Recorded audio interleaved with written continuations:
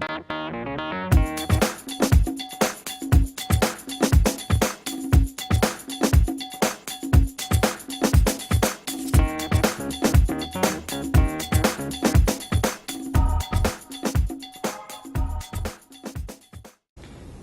and welcome back to the Informed Entrepreneur Series. My name is Forrest Williams with the Opus Group of Virginia, and continuing with our focus on EO members, we're here today with Chris Flint of Flint Marine Construction. Correct. And Chris, glad to have you to be part of the program. I guess let's start off. Tell us a little bit about Flint Marine Construction, what it is that you do exactly. Well, thanks for having me. I'm a construction outfit that does marine construction on or around the water. I do permit processing, shoreline hardening, environmental construction, and marinas, boat lifts, boathouses, docks, seawalls, dredging, permit processing. So. And how is business in the Hampton Roads area for you overall? Overall, it's a great place to work. It's a great community. I love working for the people that I work for. The economy hasn't been the greatest in the last couple of years.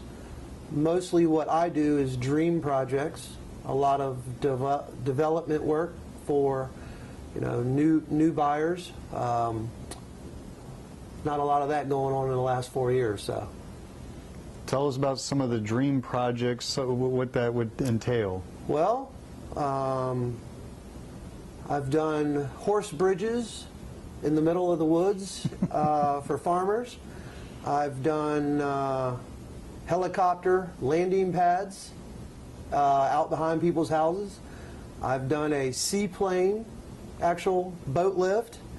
Getting a permit to land a seaplane in the waterways is kind of hard. Let's see, we do osprey nest.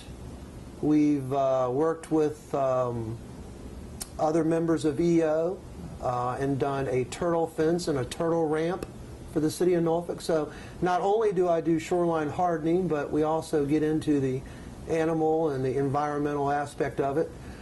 I do a lot of hunt club work, a lot of stuff deep in the woods way before roads are built, construction's done. And a lot of backyard dream projects where we do piers and marinas and boat lifts. So, tell us a little bit about the company, how many employees you have. Flint Marine Construction has been around since 1999. I started it. I'm the single owner. It's an S corporation. I've had as many as 50 employees. I've ran as many as 10 jobs a day. During the last 4 to 5 years, it's been an average of 17 to about 30, and I've run between about 4 to 6 jobs a day. And I try to keep everybody employed. I have an office staff of about 4, where I have people doing permits and drawings every day, and I have estimates, and I try to do sales and run the business day to day. You mentioned a couple things about the environment. I'm assuming that must be a testy thing for you to deal with in your business. Can you speak a little bit to that and some of the challenges you face? It's mostly permit and, not wanting to harden the shoreline, coming up with alternatives. Sometimes they work, sometimes they don't. Dealing with the permits and the time that it takes to do things. And I think that really starts with getting the right, voting and changing things. So. Obviously, tell me about your experience with EO. You've been a member for how long? 6, 7 years. I had a unique situation where I was actually trained with all 7 members, and we were put into a new group, a new forum. I'm still in that same group with 4 of the original members. We have 3 new. EO has been a tremendous help for me.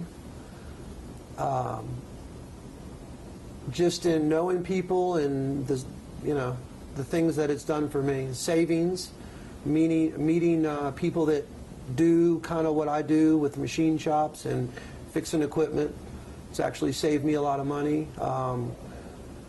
Just the learning and listening to other members in my group speak about what they do with their business, and that really helps me. So I'm not really into I don't go to the colleges, and I did go to Atlanta, and I really enjoyed that. I'll go to the one in Charlottesville coming up. I don't really go to all the grooving things, I call it, the dinners, the holiday things, but I think it's more of the learning and the experience sharing that I hear from the other members. That's what does it the best for me. I call it advice from others than family and friends.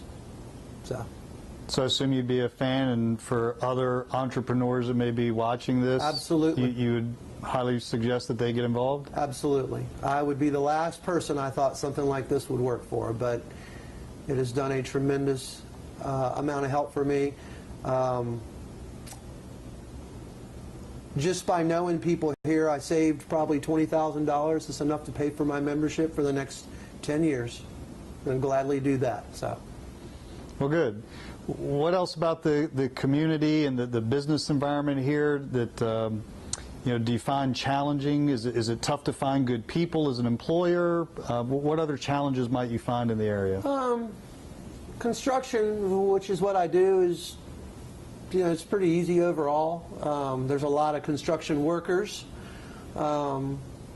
Things have changed in the world. A lot of people don't want to work now, so I don't hire illegal aliens.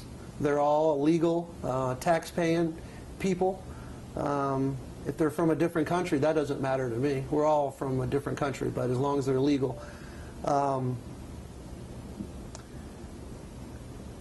Just dealing with the environment, dealing with, this is a great place to work, a great place to live. I grew up here, actually. And I've been here my whole life.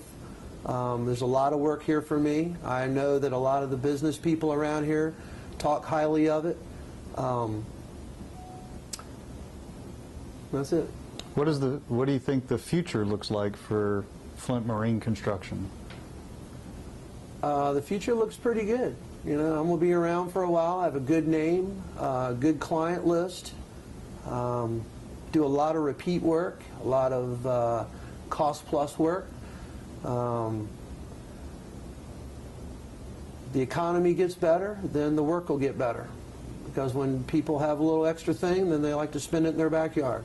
When real estate's good, people spend it on their real estate, and that's where I work. I develop properties and develop backyards and develop marinas and stuff for the future. So hopefully things will get better. I guess around here we're never going to run out of waterfront property. That's for sure. There's more shoreline here than Florida, a lot of states, a lot of canals, a lot of inlets. So pretty good place to work. Easy to get permits. A boat lift permit by itself is probably 30 days, whereas in Florida it's 6 months to even get one boat lift permit. 6 months, I can carry a project through the Wetlands Board in 6 months. So. Good. Well, thanks. We appreciate you being here and being part of the process and talking about EO and, of course, about your business. And that's yet another part of our Informed Entrepreneur series. Thank you for watching.